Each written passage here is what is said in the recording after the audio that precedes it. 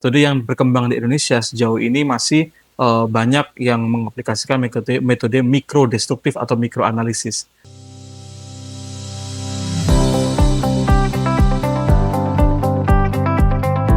Indonesia dianugerahi kekayaan ribuan situs purbakala yang menyimpan misteri sejarah panjang.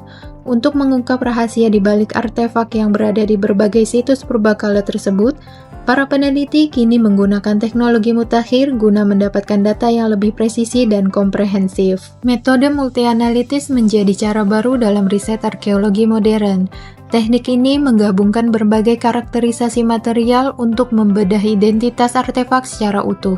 Metode multi-analitik ini sebenarnya adalah metode penelitian arkeologi khususnya yang mengaplikasikan beberapa jenis teknik karakterisasi gitu ya, atau teknik-teknik analitik gitu ya, yang terdiri dari beberapa jenis analitik, yaitu seperti X-ray fluorescence atau XRF, kemudian X-ray diffraction XRD, kemudian SEM EDS atau scanning electron microscopy, electron dispersive spectroscopy, kemudian menggunakan metode FTIR atau Fourier transfer infrared, kemudian ada Raman spektroskopi, dan metode-metode yang lain yang terkait dengan karakterisasi material di bidang arkeologi.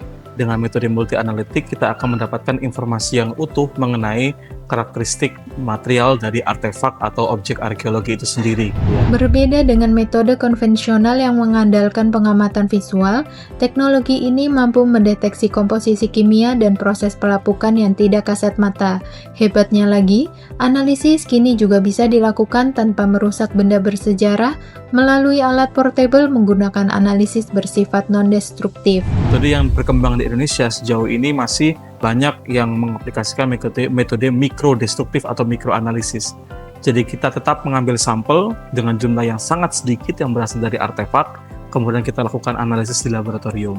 Dengan metode multi-analitik, kita akan mendapatkan informasi yang utuh mengenai karakteristik material dari artefak atau objek arkeologi itu sendiri. Ya. Untuk kasus-kasus seperti gambar prasejarah, gitu ya, kita mau tidak mau kita harus mengambil sampel sehingga kita sedikit merusak dari gambar tersebut. Tentunya dengan mendapatkan pendampingan dari Balai Pelestarian Kebudayaan setempat. Kan pada kasus manuskrip kita melakukan samplingnya bersifat non-destruktif. Jadi kita sebisa mungkin tidak melakukan perusakan terhadap manuskrip tersebut. Kedepannya BRIN berkomitmen untuk menjadi garda terdepan dalam menguak fakta budaya Nusantara yang masih tersembunyi. Tugas ke depan semakin masih banyak yang perlu kita lakukan, dan tentunya akan menjadi informasi yang sangat berharga ke depan gitu ya. Bagaimana penggunaan metode ini semakin digunakan dan menjadi mainstream di dalam penelitian arkeologi di Indonesia, dengan menghasilkan fakta-fakta ilmiah dan fakta-fakta yang dapat teruji dengan menggunakan metode-metode saintifik. Tentunya masih banyak sekali artefak-artefak yang perlu kita kaji gitu ya.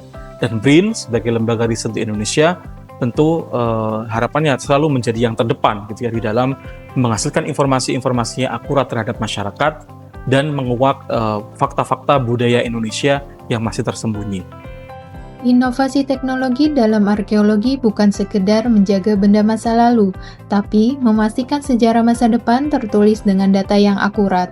Mari dukung terus riset arkeometri nasional demi masa depan arkeologi Indonesia yang lebih maju.